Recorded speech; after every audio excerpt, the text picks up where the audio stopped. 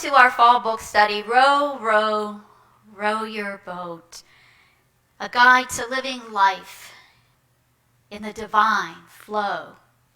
So far, we have learned that the boat is us, our physical form, that is body, mind, and spirit. And that stream is the divine flow, that flow that leads us, guides us, directs us, informs us, inspires us. And today, we dig into the row, row, row.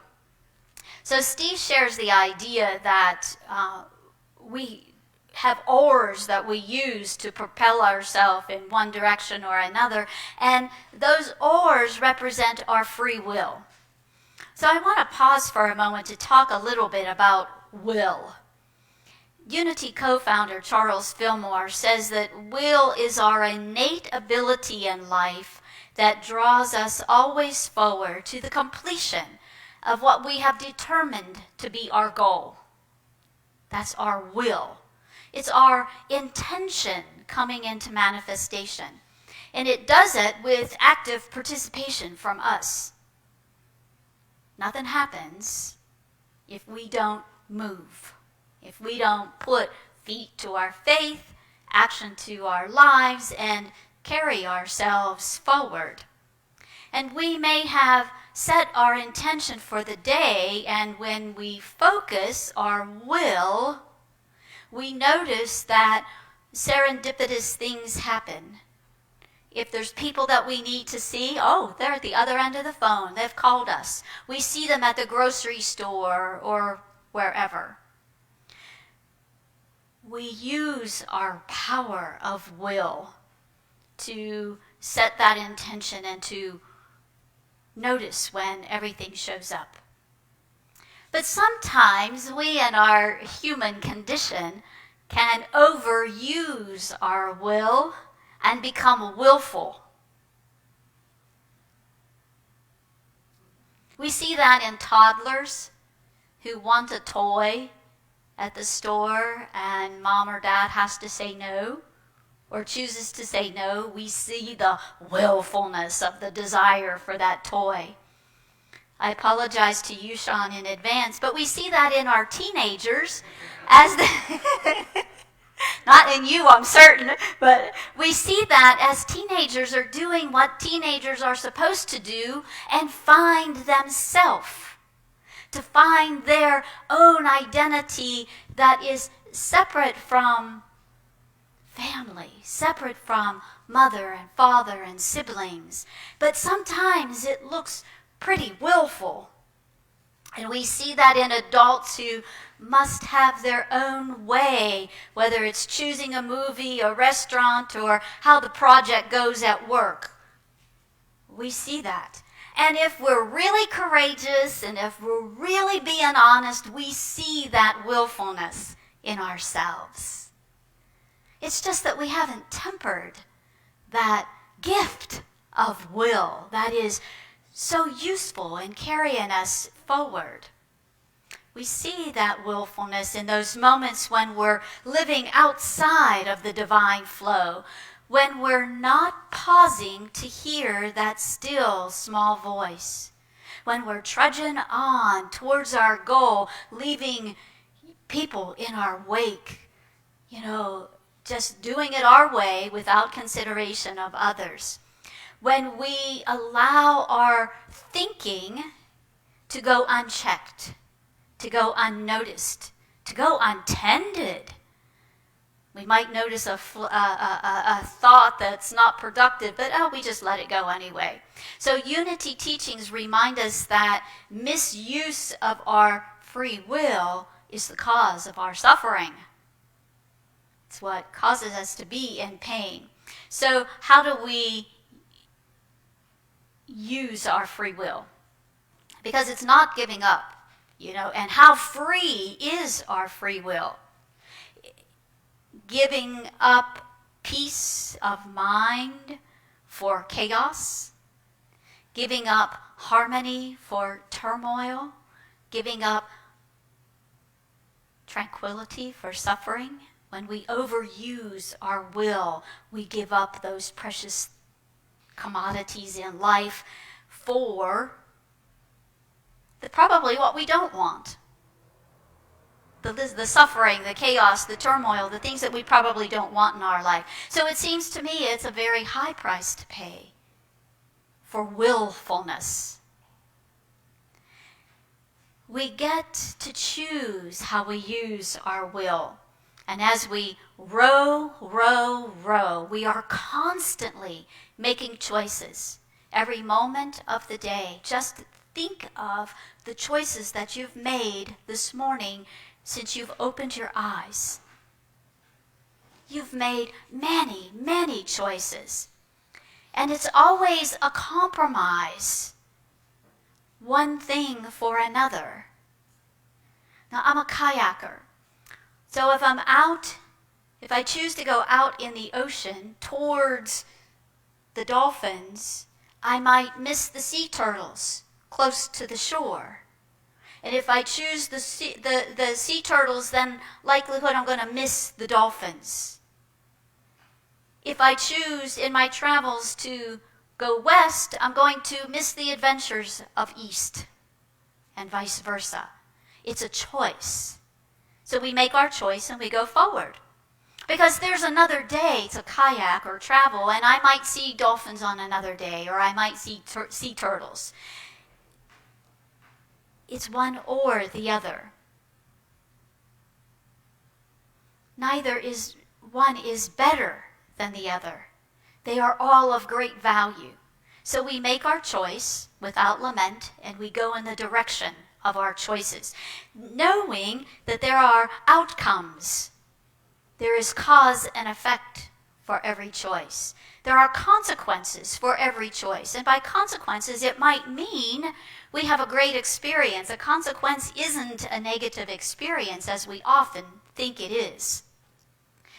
So we might choose even to use our free will to go against the flow. This is my paddle.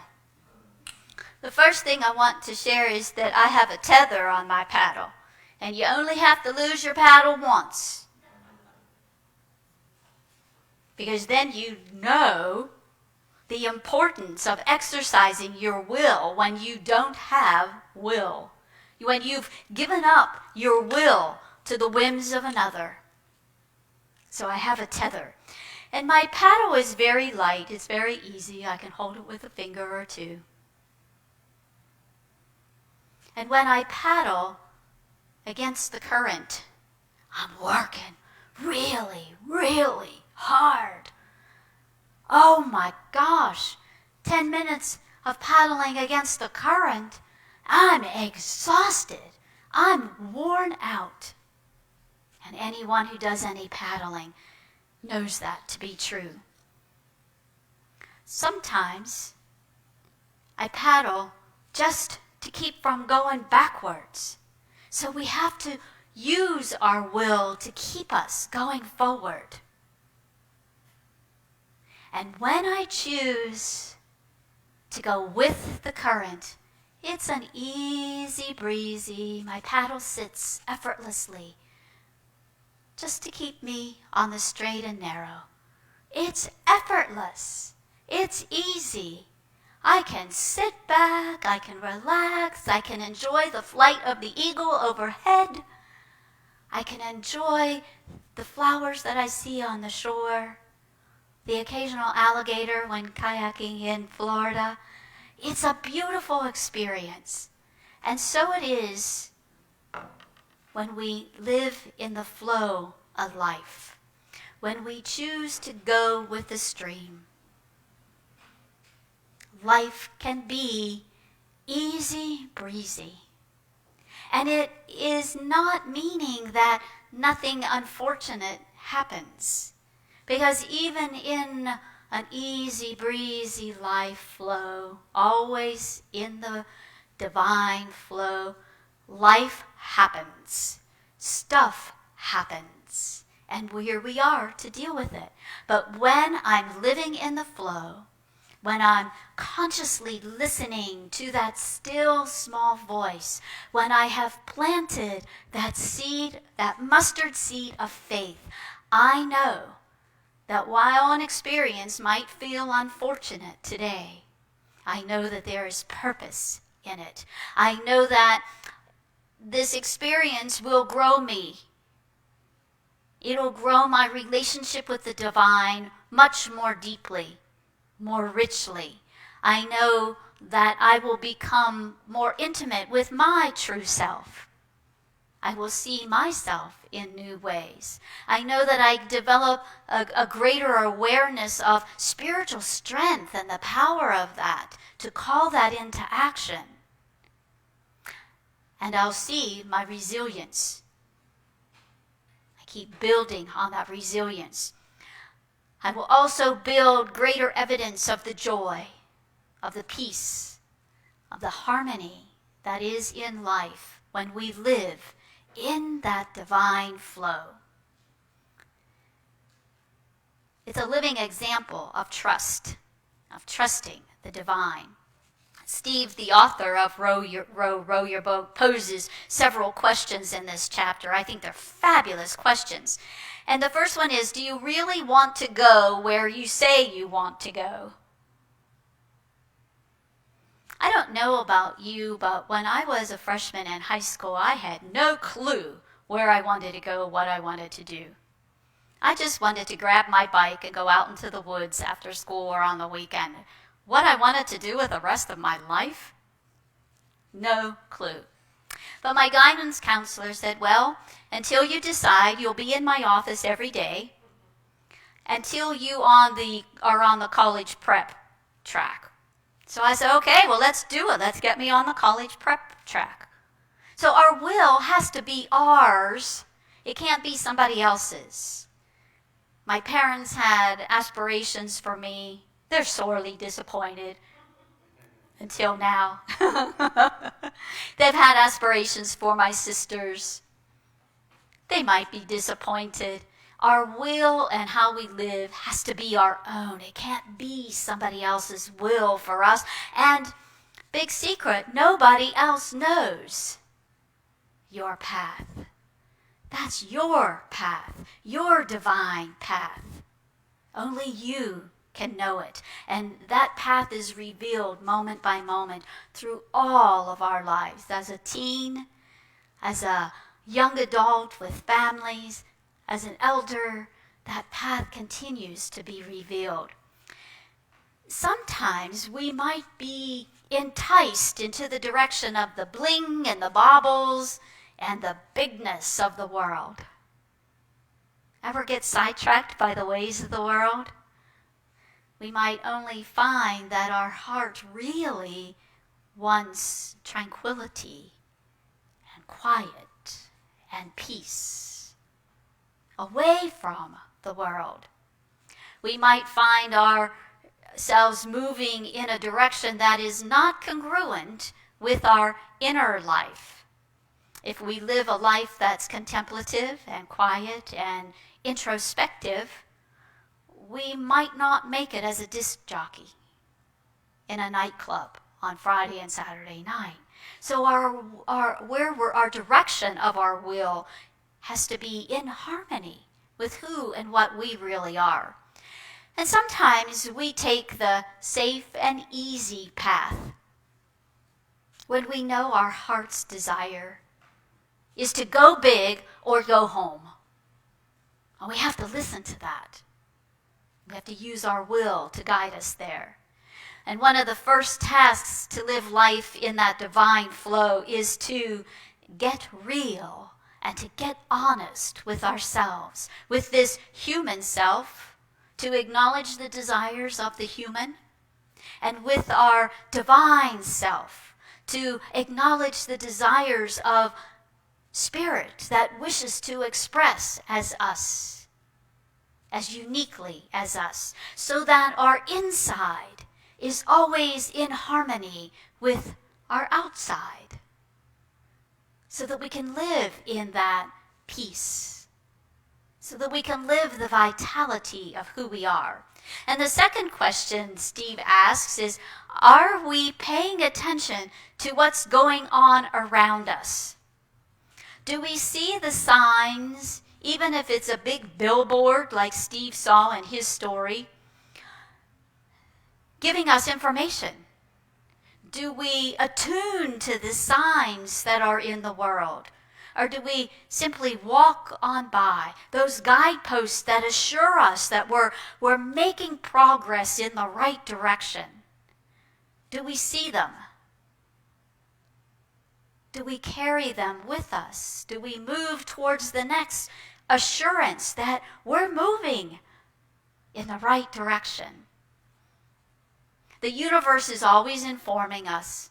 It's always sharing with us, and it's always directing us with that thought that suddenly pops into your mind, seemingly out of nowhere.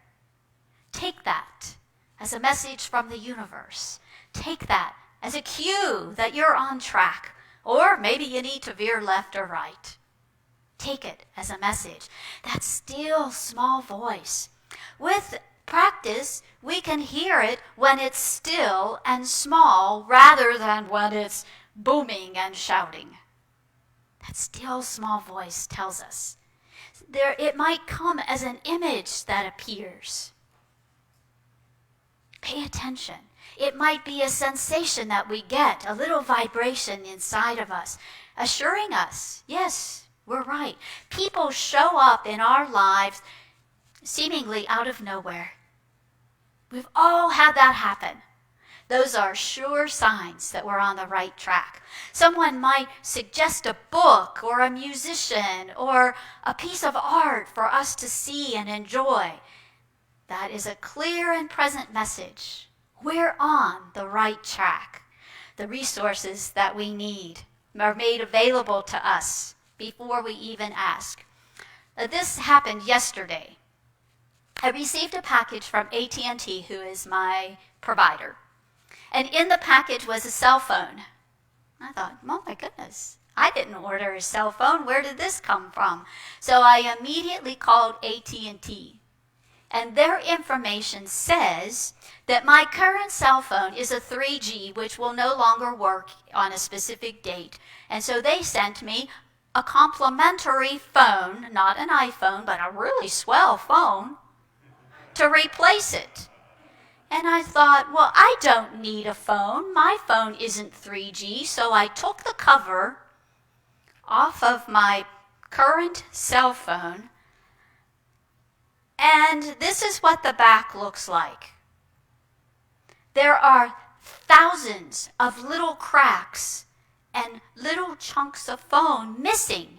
So I need a cell phone. And I didn't even know it.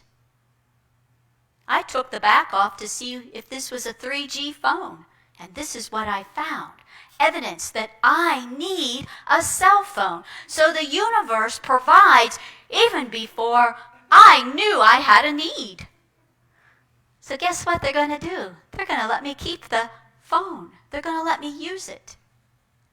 I needed a cell phone. I guess I dropped it one too many times. I was always so relieved that the screen didn't crack. But meanwhile, the back side of the phone is crumbling. The universe provides what we need as we need it, sometimes before we even know it. The serendipity of the universe. I literally got a free cell phone. So pay attention to what's going on around us. I made an attempt to send the cell phone back. They didn't want it. They knew I needed a cell phone. Somebody knew I needed it. So the third question is, are you paying attention to what's going on within you? Before the days of self-help books, advice columns, like radio call-in shows, before the days of Dear Abby, remember Dear Abby? And before Dr. Phil, long ago. Way back to the days of the desert fathers and the desert mothers. They left the communities to go into the wilderness to know what was going on within them. we have that inner wisdom that will never, ever lead us astray. We have that inner guidance that is always working to carry us to our highest good. We have that in us that was willing to show us our way. We merely need to be present to it. We merely need to step away from the noise of 24-hour talk radio and television. And there's social media platforms that I don't even know about. But we need to step away from that constant stimulation to go within, to find what's moving inside of us. We will be amazed at the beauty and depth of spirit that resides right inside us, always there, waiting, ready to be expressed in our world.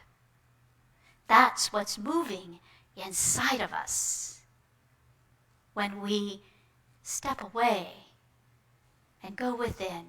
It might mean just sitting in a Chase lounge in your backyard. It might mean going off to a monastery for a month or 2 or a year. It might mean sitting in the sanctuary. It might mean a moment of quiet reflection before you put your feet on the floor in the morning. But that's where the world moves inside of us. The divine moves as us. Sometimes we become afraid of what we might find when we go inside. But there is beauty. There is faith. There is truth inside of us.